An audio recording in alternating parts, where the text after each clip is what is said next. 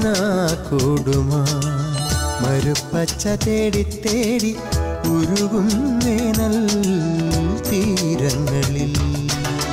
കിനാക്കൂടുമായി മരുപ്പച്ച തേടി തേടി ഉരുകും വേനൽ തീരങ്ങളിൽ. തളരുന്ന നേരം കരുത്തേകുവാൻ ആദയമായി പൊഴിയും ദൈവസ്നേഹത്തിൻ ജീവാമൃതം.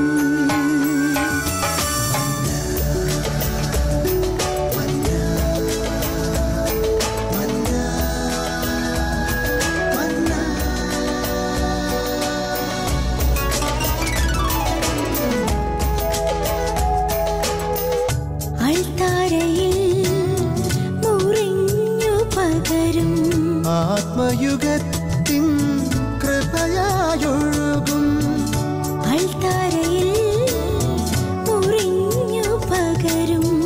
ആത്മയുഗത്തിൻ കൃപയായൊഴുകും വിശ്വസ്നേഹത്തിൻ ദൈവാമൃതം.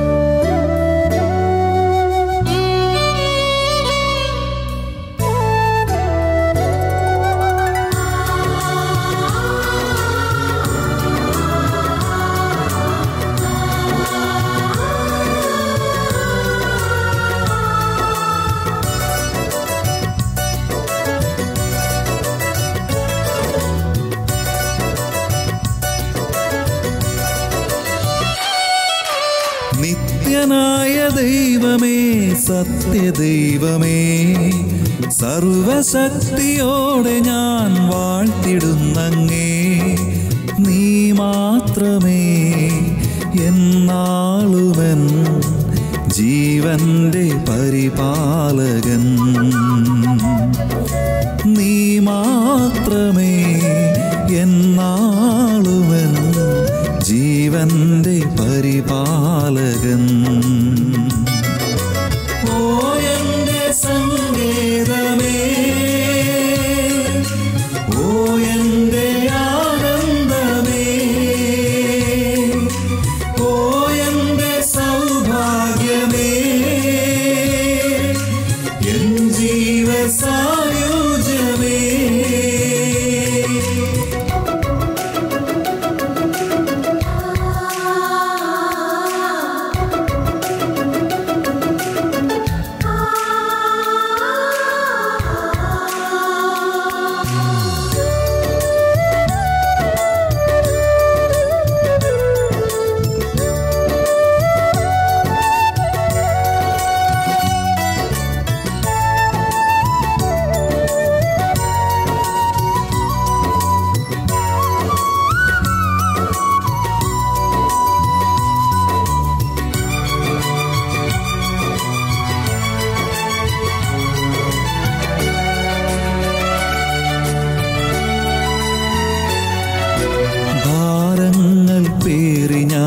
തളരുന്ന നേരത്ത് പലവട്ടം താങ്ങായി വന്നു നീ.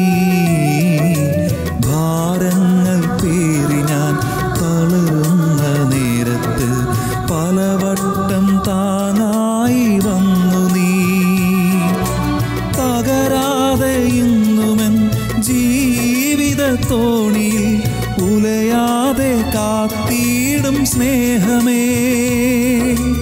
അലിവുള്ള ഹൃദയത്തിനരികത്തു നിന്നിടാൻ കൊതിയോടെ അണയുന്ന കുഞ്ഞാടു ഞാൻ. അലിവുള്ള ഹൃദയത്തിനരികത്തു നിന്നിടാൻ കൊതിയോടെ അണയുന്ന കുഞ്ഞാടു ഞാൻ. എൻ്റെ ഹൃദയത്തിൻ കുറവുകൾ കാണുന്നു നീ. ഓ എൻ്റെ സങ്കേതമേ, ഓ എൻ്റെ ആനന്ദമേ,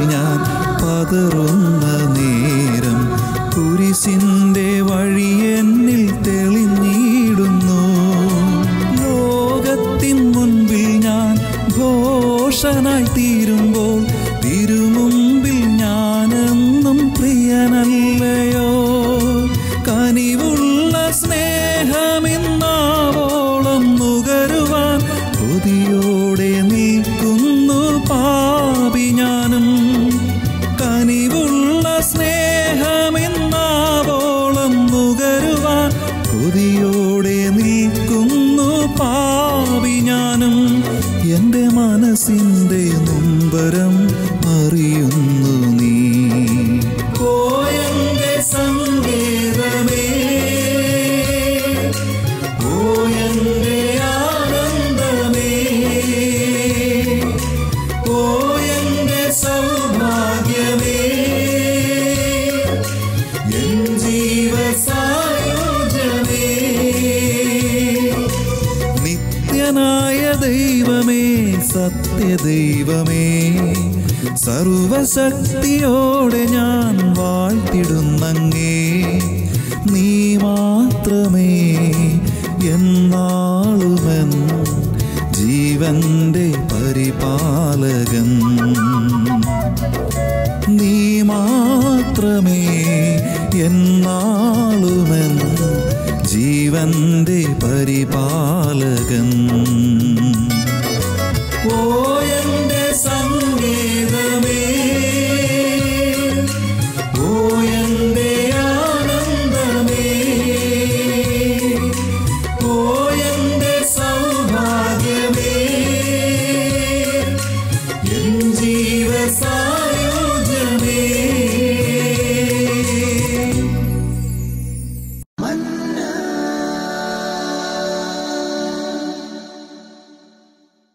ഉൽപ്പത്തി പുസ്തകം 1-ാം അധ്യായം 27-28 തിരുവചനങ്ങൾ. ദൈവം തൻ്റെ ഛായയിലും സാദൃശ്യത്തിലും മനുഷ്യനെ സൃഷ്ടിച്ചു. സ്ത്രീയും പുരുഷനുമായി അവനെ സൃഷ്ടിച്ചു. അവൻ അവരോട് പറഞ്ഞു, സന്താനപുഷ്ടിയുള്ളവരായി പെരുകി ഭൂമിയിൽ വർദ്ധിച്ചതിനെ കീഴടക്കും. യേശുവിൽ പ്രിയരെ, ഇതര ജീവജാലങ്ങളെ സൃഷ്ടിച്ച ശൈലി വിട്ട് വേറിട്ട ഒരു രീതിയിൽ ദൈവം മനുഷ്യന് ജന്മം നൽകി. നമുക്കറിയാം, ഈ ലോകം മുഴുവൻ സൃഷ്ടിക്കപ്പെട്ടത് ദൈവത്തിൻ്റെ വചനത്താലാണ്. ഹെബ്രായർ 11:3 കർത്താവിൻ്റെ വചനത്താൽ ലോകം സൃഷ്ടിക്കപ്പെട്ടുവെന്നും കാണപ്പെടുന്നവയെല്ലാം കാണപ്പെടാത്തവയിൽ നിന്ന് ഉരുവായി എന്നും വിശ്വാസം വഴി നാം അറിയുന്നു. ഉൽപ്പത്തി പുസ്തകം 1-ാം അധ്യായം 1 മുതൽ 25 വരെയുള്ള വചനങ്ങളിൽ ലോക സൃഷ്ടിയെ നാം കാണുന്നുണ്ട്. എല്ലാം ഉണ്ടാകട്ടെ എന്ന് പറഞ്ഞു, എല്ലാം ഉണ്ടായി. ഉണ്ടായതെല്ലാം നല്ലതെന്ന് കണ്ടു. അപ്പോൾ പ്രപഞ്ചം മുഴുവൻ സൃഷ്ടിക്കപ്പെട്ടിരിക്കുന്നത് ദൈവവചനത്താലാണ്. ദൈവവചനത്താൽ സൃഷ്ടിക്കപ്പെട്ടു എന്നുള്ളത് കൊണ്ട് തന്നെ അത് ശുദ്ധമാണ്, നല്ലതാണ്. കാരണം ദൈവവചനം ഒരു ശുദ്ധീകരണ മാധ്യമമാണ്. യോഹന്നാൻ 15:3 ഞാൻ നിങ്ങളോട് പറഞ്ഞ വചന നിമിത്തം നിങ്ങൾ ശുദ്ധിയുള്ളവരായി മാറിയിരിക്കുന്നു. അവൾ പരിശുദ്ധമായ വചനങ്ങളാൽ സൃഷ്ടിക്കപ്പെട്ടിരിക്കുന്നതിനാൽ ലോകം ശുദ്ധമാണ്. എന്നാൽ മനുഷ്യനെ മാത്രം അങ്ങനെയല്ല സൃഷ്ടിച്ചത്. അവിടുന്ന് സ്വന്തം കരവേലയായി. എഫെസോസ് 2:10 നാം അവിടുത്തെ കരവേലയാണ്. ദൈവമായ കർത്താവ് ഭൂമിയിലെ പൂഴി കൊണ്ട് മനുഷ്യൻ്റെ രൂപം മെനഞ്ഞെടുത്തു, നാസാരന്തരത്തേക്ക് ജീവശ്വാസം നിശ്വസിച്ചു എന്ന് പറഞ്ഞാൽ, ദൈവവചനത്താൽ സൃഷ്ടിക്കപ്പെട്ട ഈ ഭൂമിയിലെ പൂഴി, അത് ശുദ്ധിയുള്ള പൂഴി, ദൈവവചനത്താൽ സൃഷ്ടിക്കപ്പെട്ട മഞ്ഞ് ചേർത്ത് കുഴച്ചു. പരമപരിശുദ്ധനായ ദൈവത്തിൻ്റെ പവിത്ര കരങ്ങളാൽ മെനഞ്ഞെടുത്തു മനുഷ്യൻ്റെ നിർജീവ ശരീരത്തെ. ജീവൻ നൽകാൻ തൻ്റെ ജീവാംശം നിക്ഷേപിച്ചു. തൻ്റെ ജീവിതത്തിൽ തൻ്റെ ആത്മാവിൻ്റെ, തൻ്റെ ജീവൻ്റെ ഒരു പങ്ക് നിക്ഷേപിച്ചു. അങ്ങനെ ദൈവപുത്ര പദവിയിൽ നാം സൃഷ്ടിക്കപ്പെടുകയും ചെയ്തു. അതുകൊണ്ട് തന്നെ വേറിട്ടുള്ള ഒരു ശൈലിയും വേറിട്ട ഒരു പ്രത്യേകതയുമെല്ലാം മനുഷ്യനുണ്ട്. എല്ലാ സൃഷ്ടിയുടെയും മകുടമായിട്ട് അവനെ പരിഗണിക്കുന്നു എന്നതിൻ്റെ അർത്ഥം അതാണ്. യഥാർത്ഥത്തിൽ ലോകത്തിലുള്ളവയെല്ലാം സൃഷ്ടിച്ചത് ഈ മനുഷ്യന് വേണ്ടിയാണ്. പക്ഷേ ദൈവം എല്ലാം സൃഷ്ടിച്ചതിന് ശേഷമാണ് മനുഷ്യനെ സൃഷ്ടിച്ചത്. ഒരുപക്ഷെ അതിൻ്റെ കാരണം മനുഷ്യനെ ആദ്യമേ സൃഷ്ടിച്ചിരുന്നെങ്കിൽ ദൈവത്തിൻ്റെ സൃഷ്ടിയിൽ അവൻ കയറി ഇടപെടുമായിരുന്നു. ഓരോന്നും സൃഷ്ടിക്കുമ്പം അവൻ്റേതായ അഭിപ്രായപ്രകടനങ്ങൾ ഉണ്ടാകാൻ സാധ്യതയുണ്ട്. അതിനെക്കുറിച്ച് അറിയാവുന്ന അനന്തബോധജ്ഞാനത്തിൻ്റെ ഉടമയായ പിതാവായ ദൈവം മറ്റെല്ലാ സൃഷ്ടികർമ്മവും പൂർത്തീകരിച്ചതിന് ശേഷമാണ് മനുഷ്യനെ സൃഷ്ടിച്ചത്. അതും എങ്ങനെ? സ്ത്രീയും പുരുഷനുമായി സൃഷ്ടിച്ചു. അതായത് ഒരു ലോക ആരംഭം മുതൽ തന്നെ കുടുംബത്തിൻ്റെ പ്രത്യേകത അവിടെ വിളിച്ചോതുകയാണ്, സ്ത്രീയും പുരുഷനുമായി. നമുക്കറിയാമല്ലോ, ഉൽപ്പത്തി പുസ്തകത്തിൻ്റെ 2-ാം അധ്യായത്തിൻ്റെ 18 മുതൽ വചനങ്ങളിൽ പുരുഷൻ്റെ ഏകാന്തത കണ്ട് മനസ്സലിഞ്ഞ ദൈവം അവനൊരു ഇണയെ കൊടുക്കാൻ തീരുമാനമെടുത്തു. അവിടെ ഇങ്ങനെയാണ് പറഞ്ഞത്, മനുഷ്യൻ ഏകനായിരിക്കും നന്നല്ല, അവന് ചേർന്ന ഇണയെ ഞാൻ നൽകും. മനുഷ്യൻ്റെ ഏകാന്തത നല്ലതല്ല. ആ ഏകാന്തത അവനെ ശുഷ്കിതമായ മനസ്ഥിതിക്കും മനസാക്ഷിക്കുമൊക്കെ അടിമയാക്കിയെന്ന് വന്നേക്കാം. ഒന്നും ആരോടും ഷെയർ ചെയ്യാനില്ലാത്തൊരവസ്ഥ, സങ്കുചിതമായ കാഴ്ചപ്പാടുകൾ, വേദനയുള്ള ഹൃദയം, ഇതൊക്കെയായിട്ട് അവൻ തകരാൻ സാധ്യതയുണ്ട്. അതുകൊണ്ട് കർത്താവ് എന്ത് ചെയ്തു? അവൻ്റെ ഏകാന്തത മാറ്റാൻ തീരുമാനിച്ചു. അതിന് അവിടെ ആദ്യം ചെയ്തത് താൻ സൃഷ്ടിച്ച സകല ജീവജാലങ്ങളെയും അവൻ്റെ അടുത്ത് കൊണ്ടുവന്നു. ഇഷ്ടമുള്ളതിനെ തിരഞ്ഞെടുത്തോളാം. ഇഷ്ടമുള്ളതിനെ തിരഞ്ഞെടുത്ത് നിൻ്റെ ഇണയാക്കി നീ സൂക്ഷിച്ച് ഇഷ്ടമുള്ള പേരിട്ട് വിളിച്ചു. എല്ലാ ജീവജാലങ്ങളും അവൻ്റെ അടുത്ത് കൊണ്ടുവന്നെങ്കിലും എല്ലാത്തിനും അവൻ പേരിട്ടു എങ്കിലും തനിക്കിഷ്ടപ്പെട്ടതിനെ അവൻ കണ്ടില്ല, തനിക്ക് ചേർന്നതിനെ അവൻ കണ്ടില്ല. അവൻ്റെ മുഖത്തെ മ്ലാനത അപ്പോഴും നിലനിൽക്കുകയാണ്. അത് മനസ്സിലാക്കിയ പിതാവായ ദൈവം ലോക ചരിത്രത്തിലെ ആദ്യത്തെ ശസ്ത്രക്രിയയ്ക്ക് വഴിയൊരുക്കി. ആദ്യമായി അനസ്താഷ്യ കൊടുത്തത് പർദീസയിലാണ്. ആദ്യത്തെ സുഖസുഷുപ്തിയിലേക്ക് നയിച്ചു. ശാന്തമായി കിടന്നുറങ്ങുന്നു അവനൊന്നും അറിയുന്നില്ല. അവൻ്റെ വാരിയല്ലൂരിയെടുത്ത് ആ വാരിയല്ലുകൊണ്ട് ഒരു സ്ത്രീരൂപം മെനഞ്ഞെടുത്തു. സ്നേഹിതരെ, മനുഷ്യ സൃഷ്ടിയിൽ സംഭവിച്ച വളരെ പ്രധാനപ്പെട്ട രണ്ട് കാര്യങ്ങൾ. ആദ്യമ മനുഷ്യനെ സൃഷ്ടിക്കാൻ മറ്റൊരു മനുഷ്യൻ്റെ സഹായം ആവശ്യമുണ്ടായിരുന്നില്ല. പുരുഷനെ സൃഷ്ടിച്ചത് ദൈവം നേരിട്ട്, മറ്റാരുടെയും സഹായമില്ല. ദൈവം നേരിട്ട് സൃഷ്ടിക്കുക. പക്ഷേ ഇവിടെ പിന്നീട് വന്ന മുഴുവൻ സൃഷ്ടിയും മറ്റൊരു പുരുഷൻ്റെ സഹായത്തോടുകൂടിയാണ് സൃഷ്ടിക്കപ്പെട്ടിരിക്കുന്നത്. പുരുഷൻ്റെ വാരിയല്ലൂരിയെടുത്താണ് സ്ത്രീയെ സൃഷ്ടിച്ചത്. ഒരുപക്ഷെ അതുകൊണ്ടായിരിക്കാം എഫേസസ് 5:22 മുതൽ വചനങ്ങളിൽ പൗലോസ്ലീഹ വ്യക്തമായി പഠിപ്പിക്കുന്നത് ഭാര്യ ഭർത്താവിനെ ബഹുമാനിക്കണമെന്ന്, വിധേയപ്പെടണമെന്ന് പറഞ്ഞതിൻ്റെ കാരണം അതായിരിക്കാം. കാരണം സ്ത്രീയെ നേരിട്ട് ദൈവം സൃഷ്ടിച്ചില്ല. തൻ്റെ കരവേലയായി സൃഷ്ടിക്കപ്പെട്ട പുരുഷൻ്റെ വാരിയല്ലൂരിയെടുത്താണ് അവളെ സൃഷ്ടിച്ചത്. എന്തുകൊണ്ടാണ് വാരിയല്ലൂരിയെടുത്ത്? വളരെ ശ്രദ്ധിക്കേണ്ട ഒരു കാര്യമാണ്. കുടുംബജീവിതം സുരക്ഷിതമാകാനും ഭാസുരമാകാനും നമ്മെ സഹായിക്കുന്ന ഏറ്റവും ശ്രേഷ്ഠമായ ഒരു സന്ദേശം ഇതിനകത്ത് ഒളിഞ്ഞു കിടപ്പുണ്ട്. അതായത് പുരുഷൻ്റെ വാരിയല്ലൂരിയെടുത്ത് സ്ത്രീയെ സൃഷ്ടിച്ചു. എന്തുകൊണ്ടാണ് വാരിയല്ലൂരിയെടുത്തത്? ധാരാളം മറ്റ് അവയവങ്ങൾ ഉണ്ടായിരുന്നുവല്ലോ. കാലിൻ്റെ ചെറുവിരലേന്ന് ഒരു നഖമെടുത്താൽ പോരായിരുന്നു? ഏതെങ്കിലും ഒരു ഭൗതിക വസ്തുവിൻ്റെ സഹായം ആവശ്യമായിരുന്നെങ്കിൽ പുരുഷൻ്റെ ചെറുവിരലിൻ്റെ ഒരു നഖമെടുത്താൽ മതി, ഇല്ലെങ്കിൽ കൈയുടെ ഒരു നഖമെടുത്താൽ മതി, ഇല്ലെങ്കിൽ ഒരു തലമുടി എടുത്താൽ മതി, എന്തുമായിക്കൊള്ളട്ടെ. ഇതൊന്നും എടുക്കാതെ വാരിയല് മാത്രം എടുത്തു എന്നുള്ളത് വളരെ ശ്രദ്ധേയമായൊരു കാര്യമാണ്. എന്തായിരിക്കാം അതിൻ്റെ സന്ദേശം? അത് നമ്മൾ മനസ്സിലാക്കണമെങ്കിൽ എന്താണ് വാരിയലിൻ്റെ ദൗത്യം എന്നോർക്കണം. വാരിയൽ എന്ന് പറയുന്നത് മനുഷ്യൻ്റെ ഹൃദയത്തിൻ്റെ സംരക്ഷണ ഉപാധിയാണ്. മനുഷ്യൻ്റെ ഹൃദയമാണ് അവൻ്റെ ജീവനെ നിയന്ത്രിക്കുന്നത്. ജീവൻ രക്തമാണ്. ഈ ജീവരക്തത്തെ താളാത്മകമായി ചംക്രമണം ചെയ്യാൻ സഹായിക്കുന്നത് ഹൃദയമാണ്. ഹൃദയത്തിൻ്റെ ഇടിപ്പിൻ്റെ താളാത്മകതയിലാണ് സഞ്ചരിച്ചുകൊണ്ടിരിക്കുന്നത്. അവിടെ താളപ്പിശക് സംഭവിച്ചാൽ ജീവൻ നഷ്ടപ്പെട്ടെന്ന് വന്നേക്കാം.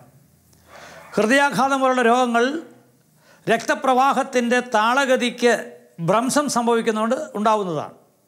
അപ്പം അതുകൊണ്ട് താളാത്മകമായി തന്നെ ഈ രക്തപ്രവാഹം നടക്കണം. രക്തധമനികളിലൂടെ ഇത് ഒഴുകിക്കൊണ്ടേയിരിക്കണം. അതിന് സഹായിക്കുന്ന യന്ത്രമാണ് ഹൃദയം. എന്ന് പറഞ്ഞാൽ മനുഷ്യൻ്റെ ജീവൻ്റെ കേന്ദ്രം. മനുഷ്യൻ്റെ ജീവൻ ഹൃദയത്തിൽ കേന്ദ്രീകരിച്ചാണ്.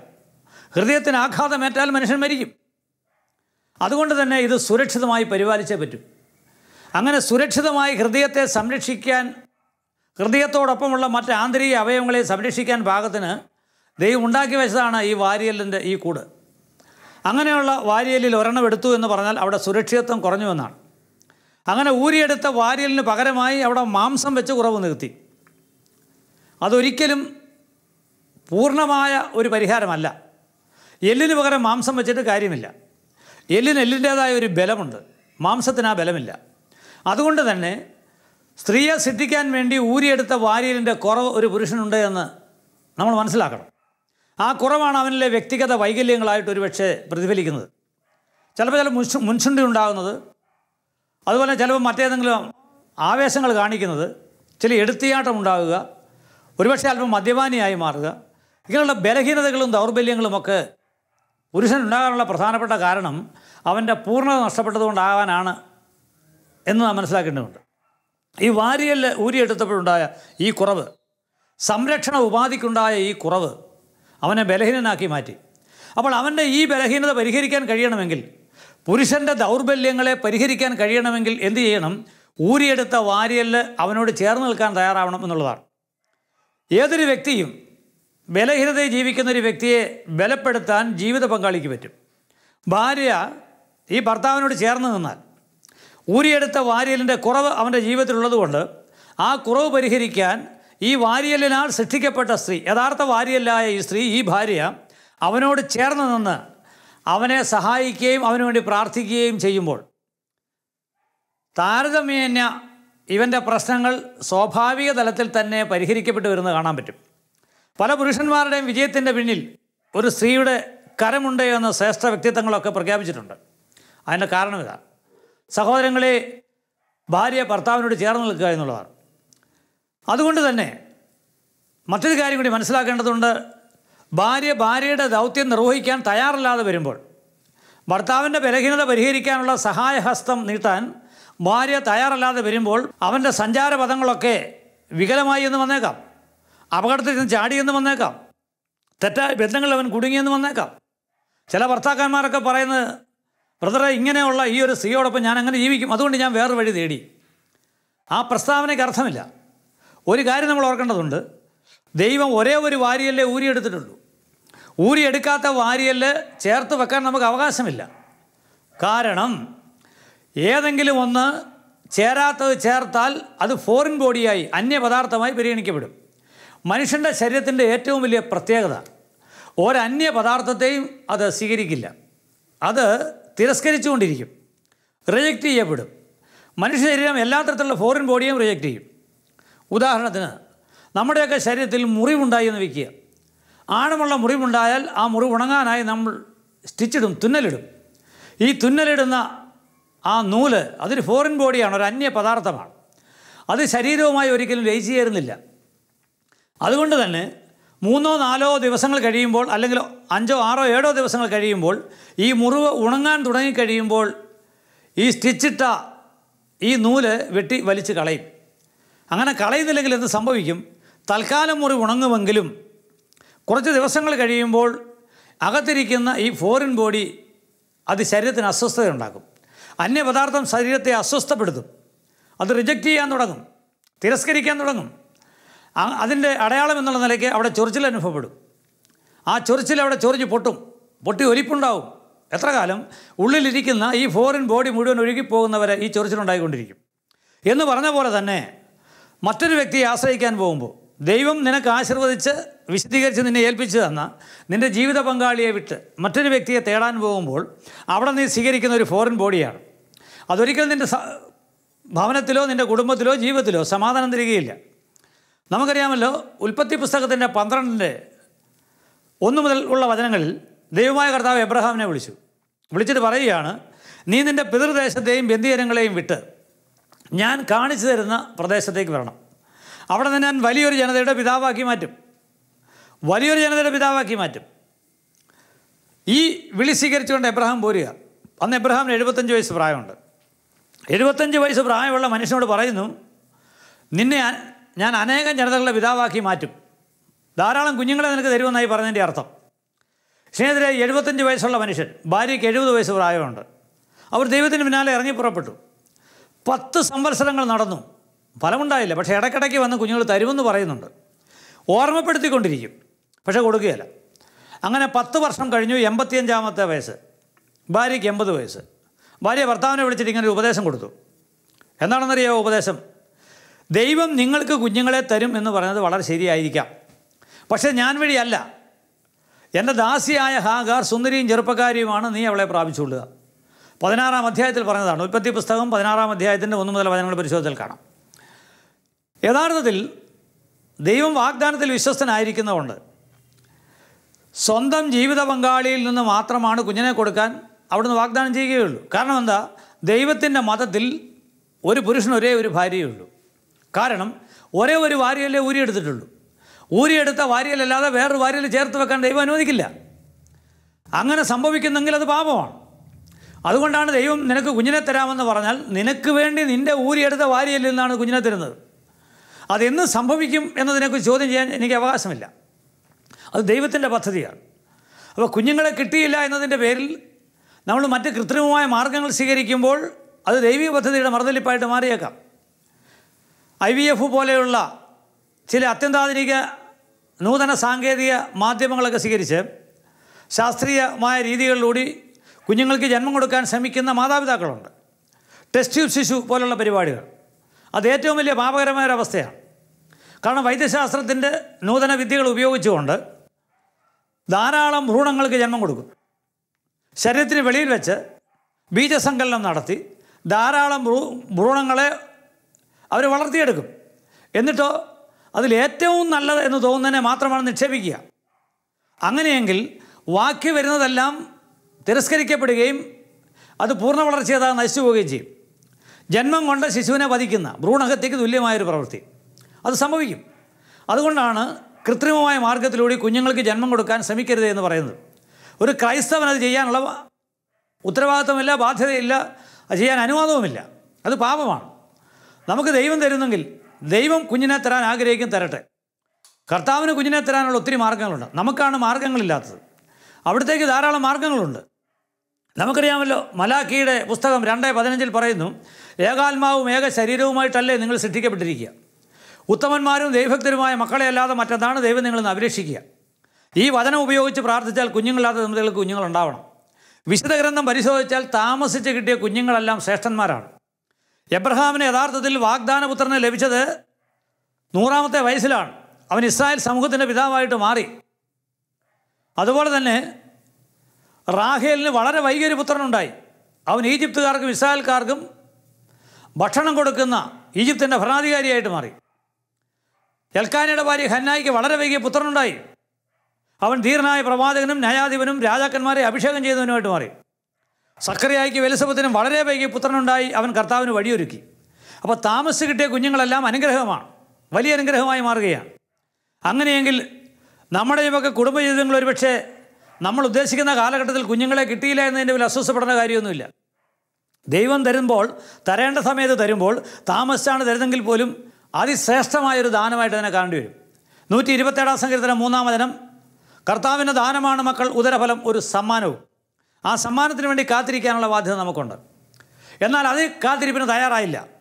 ദൈവത്തിൻ്റെ മതത്തിൽ ഒരേ ഒരു ജീവിത പങ്കാളി എന്ന സത്യം നിലനിൽക്കെ ഇവിടെ ഭാര്യയുടെ വാക്ക് കേട്ട് ഭർത്താവ് ഹാഗാറിനെ പ്രാപിക്കാൻ തയ്യാറായി. ഭാര്യയുടെ തലേണ മന്ത്രം കേട്ട് നാശത്തിലേക്ക് പോയ ഒരു ഭർത്താവിനെ നമ്മുടെ കാണുകയാണ്. അവസാനം എന്ത് ചെയ്തു? ദാസിയെ പ്രാപിച്ചു, ഒരു കുഞ്ഞിനെ കിട്ടി. ദൈവം അനുവദിക്കാത്ത മാർഗത്തിലൂടെ നേട്ടം ഉണ്ടാക്കാൻ നമുക്ക് പറ്റിയേക്കാം, പക്ഷേ ശാശ്വതമായ സമാധാനം തിരികെയില്ല. അത് ഇവിടെ ഹാഗാർ ഗർഭിണിയാണെന്ന് അറിഞ്ഞപ്പോൾ മുതൽ കുടുംബത്ത് പ്രശ്നമായി. ഫോറിൻ ബോഡി റിജക്റ്റ് ചെയ്യപ്പെടുകയാണ്. അന്യപദാർത്ഥം ശരീരത്താൽ തിരസ്കരിക്കപ്പെടുകയാണ്. കുടുംബത്ത് അസ്വാസ്ഥ്യങ്ങളുണ്ടായി. അവസാനം എന്തു പറ്റി? ജനിച്ച കുഞ്ഞിനെയും അമ്മയെയും എല്ലാം തിരസ്കരിച്ച് വീട്ടിൽ നിന്ന് ഒഴിവാക്കി കഴിഞ്ഞതിന് ശേഷമാണ് എബ്രഹാമിൻ്റെ കുടുംബത്തിൽ സമാധാനം ഉണ്ടായത്. എന്നാൽ ദൈവം വാഗ്ദാനത്തിൽ വിശ്വസ്തനാണ്. വളരെ വൈകിയെങ്കിലും അതെ വിളിച്ച് 25 വർഷം പൂർത്തിയായപ്പോൾ വാഗ്ദാനപുത്രനെ കൊടുത്തു. അവൻ കർത്താവിന് നാമത്തെ ഉദ്ഘോഷിക്കുന്ന, അല്ലെങ്കിൽ ദൈവജനത്തിന് പിതൃത്വം ഏറ്റെടുക്കാൻ കഴിയുന്ന തരത്തിൽ ശ്രേഷ്ഠനായ ഇസ്ഹാക്കായി അവിടെ ജന്മം കൊണ്ടു. സഹോദരങ്ങളെ, നാം ഒരു കാര്യം മനസ്സിലാക്കുക. കുടുംബജീവിതം സമാധാനപരമാക്കണമെങ്കിൽ ദൈവം ചേർത്തതാണെന്നുള്ള ബോധ്യമുണ്ടാകുക. അവിടെ പ്രശ്നങ്ങളുണ്ടായേക്കാം. പ്രശ്നങ്ങളെ ഭയപ്പെടാനല്ല, പ്രശ്നങ്ങളെ അതിജീവിക്കാനാണ് ദൈവം നമ്മോട് പറഞ്ഞിരിക്കുന്നത്. പ്രശ്നമില്ലാത്ത കുടുംബങ്ങളില്ല. നമ്മുടെയൊക്കെ കുടുംബങ്ങളിൽ ധാരാളം പ്രശ്നങ്ങളുണ്ട്. നമ്മളാരും അമാനുഷ്യരൊന്നും അല്ലല്ലോ. അതുകൊണ്ട് തന്നെ നമുക്ക് നമ്മുടേതായ പ്രശ്നങ്ങളുണ്ട്, കുറവുകളുണ്ട്, ബലഹീനതകളുണ്ട്, ദൗർബല്യങ്ങളുണ്ട്. ഇവയെല്ലാം പരിഹൃതമാകാൻ ആവശ്യമായ വഴികളും ദൈവം കാണിച്ചു തന്നിട്ടുണ്ട്. ധാരാളം വഴികൾ ദൈവത്തിനുണ്ട്. യെശയ്യായുടെ പ്രവചന ഗ്രന്ഥം 51:10, കടലിൽ വഴിയൊരുക്കിയവൻ നിനക്ക് വഴിയൊരുക്കാതിരിക്കുമോ? കടലിൽ വഴിയൊരുക്കിയവൻ, ദൈവം കടലിൽ വഴിയൊരുക്കിയവനാണ്. ഇസ്രായേൽ ജനം ഈജിപ്തിലെ അടിമത്തത്തിൽ നിന്ന് രക്ഷ പ്രാപിച്ചു പോവുകയാണ്. മരുഭൂമിയിലൂടെ സഞ്ചരിച്ചു. ഇതാ ചെങ്കടലിന് മുമ്പിൽ അവരെത്തി. വഴിമുട്ടിയ ഘട്ടം. പുറകിൽ എജിപ്ഷ്യൻ സൈന്യം. അവർ ഭയചകിതരായി. വഴിയൊന്നും കാണുന്നില്ല. പക്ഷേ ദൈവത്തിന് വഴിയുണ്ട്. ദൈവം മോശയോട് പറഞ്ഞു, നീ വടി നീട്ട്. വടി നീട്ടി കടൽ രണ്ടായി വിഭജിച്ചു. അവർ വിഭജിക്കപ്പെട്ട വഴിത്താരകളിൽ നടന്ന് മറുകരയെത്തി. ശത്രുക്കൾ ആ കടലിൽ മുങ്ങിച്ചാവുകയും ചെയ്തു. അപ്പോൾ ദൈവത്തിന് എല്ലാത്തിനും വഴിയുണ്ട്. ഏത് പ്രശ്നപരിഹാരവും ദൈവത്താൽ സാധ്യതമാണ്. ദൈവത്തിൽ പ്രത്യാശ വെക്കുന്ന ഒരു വ്യക്തിയെ സംബന്ധിച്ചിടത്തോളം അവൻ്റെ ജീവിതത്തിൽ പരാജയത്തിന് സ്ഥാനമില്ല. അവിടെ വിജയത്തിനേ സ്ഥാനമുള്ളൂ. അതിനാൽ നാം ഒരു കാര്യം ഓർത്തുകൊള്ളുക, ദൈവം ചേർത്തതിനെ ദൈവത്തിൻ്റെ സമ്മാനമാണ്, ദാനമാണ് എന്ന് ബോധ്യപ്പെട്ട് അവിടത്തേക്ക് നന്ദി പറയാൻ നാം കടപ്പെട്ടിരിക്കുന്നു. അതുകൊണ്ടാണ് ദൈവം ചേർത്തതിനെ മനുഷ്യൻ വേർപെടുത്താതിരിക്കട്ടെ എന്ന് പറഞ്ഞത്. ഇവിടെ നമുക്കറിയാമല്ലോ, പുരുഷൻ മാതാപിതാക്കളെ വിട്ട് ഭാര്യയോട് ചേരും ഒരു ഏക ശരീരമായിരിക്കും. സ്ത്രീയും പുരുഷനും നഗ്നരായിരുന്നു, എങ്കിലും അവർക്ക് ലജ്ജ തോന്നിയില്ല എന്ന് തിരുവചനം പറയുന്നു. ഉൽപ്പത്തി പുസ്തകത്തിൻ്റെ 2-ാം അധ്യായത്തിൻ്റെ 25-ാം വചനമാണ് അങ്ങനെ പറയുക. സ്ത്രീയും പുരുഷനും നഗ്നരായിരുന്നു, എങ്കിലും അവർക്ക് ലജ്ജ തോന്നിയില്ല. എന്താണ് അതിന് കാരണം? പലരും പറയുന്നവർ അന്ന് പാപം ചെയ്യാത്തത് കൊണ്ടാണെന്നാണ്. ആ പ്രസ്താവന പൂർണ്ണമായി ശരിയെന്ന് പറയാനാവില്ല. കാരണം നമ്മളൊക്കെ പാപം ചെയ്തവരാണ്, നമ്മളൊക്കെയും പാപം ചെയ്തവരാണ്. നമ്മൾ പലരും കുടുംബജീവിതം നയിക്കുന്നവരാണ്, വിവാഹം കഴിഞ്ഞവരുമാണ്. ഭാര്യാഭർത്താക്കന്മാർ നഗ്നത ദർശിച്ചാൽ അവർക്ക് നാണവും തോന്നാറില്ല. അത് പാപം ചെയ്യാത്തതുകൊണ്ടല്ല, അത് ഏക ശരീരമായതുകൊണ്ടാണ്. ഭാര്യയുടെയും ഭർത്താവിൻ്റെ ശരീരം ഒന്നാണ്. ആ ഏക ശരീരത്തിൻ്റെ 2 ഭാഗങ്ങളായി മാറുക. ഒന്ന് യഥാർത്ഥ ശരീരത്തിൻ്റെ കുറവുള്ള ഭാഗവും മറ്റൊന്ന് പൂർണ്ണതയിലേക്ക് കൈവരിക്കുന്ന വാരിയെല്ലും കൂടി ആകുമ്പോൾ അതൊരു മനുഷ്യരീരത്തിൻ്റെ പൂർണ്ണതയെത്തിയാണ്. അതുകൊണ്ടാണ് വ്യക്തമായി തിരുവചനം പറഞ്ഞത്, ദൈവം മനുഷ്യനെ സ്ത്രീയും പുരുഷനുമായി സൃഷ്ടിച്ചു എന്ന ഏകവചനത്തിലാണ് പ്രസ്താവന. സ്ത്രീയും പുരുഷനും 2 ആണെങ്കിലും അത് ഏകവചനത്തിൽ പ്രസ്താവനയാണ്. അങ്ങനെയെങ്കിൽ ആ സന്ദേശത്തിൻ്റെ പൂർണ്ണത ഉൾക്കൊണ്ടുകൊണ്ട് പരസ്പരം പൂരകങ്ങളായ 2 ശരീരഭാഗങ്ങൾ എന്ന നിലയിൽ ഏക ശരീരമായി വർത്തിക്കുവാൻ വിളിക്കപ്പെട്ട ഭാര്യാഭർത്താക്കന്മാർ ഒരു വേർപെടുത്തലിന് കളമൊരുക്കാതിരിക്കട്ടെ. ഏത് പ്രതിസന്ധിയും തരണം ചെയ്യാൻ കഴിയും തരത്തിലുള്ള ദൈവാനുഗ്രഹം നമ്മിലേക്ക് ഒഴുകട്ടെ. മത്തായി 19:6 ദൈവം യോജിപ്പിച്ചത് മനുഷ്യൻ വേർപെടുത്താതിരിക്കട്ടെ. എഫേസസ് 1:4 അവിടുത്തെ പരിശുദ്ധ നാമത്തിൽ സ്നേഹത്തിൽ പരിശുദ്ധരും നിഷ്കളങ്കരുമായി ജീവിക്കാൻ ലോക സ്ഥാപനത്തിന് മുൻപേ നിങ്ങൾ യേശുക്രിസ്തുവിനാൽ തിരഞ്ഞെടുക്കപ്പെട്ടവരാണ്.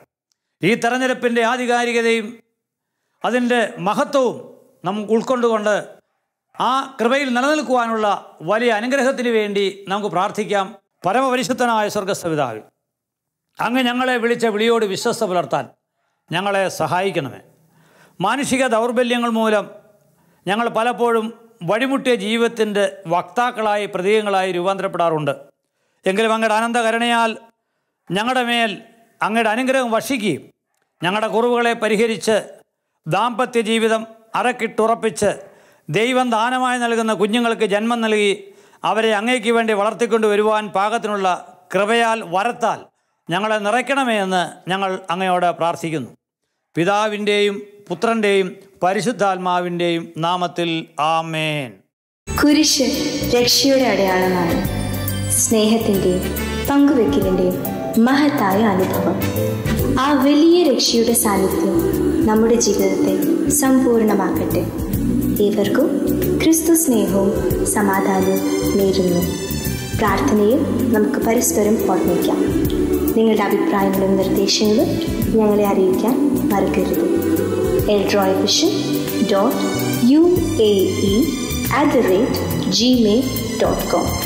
വിശ്വസ്നേഹത്തിൻ്റെ അമൃതം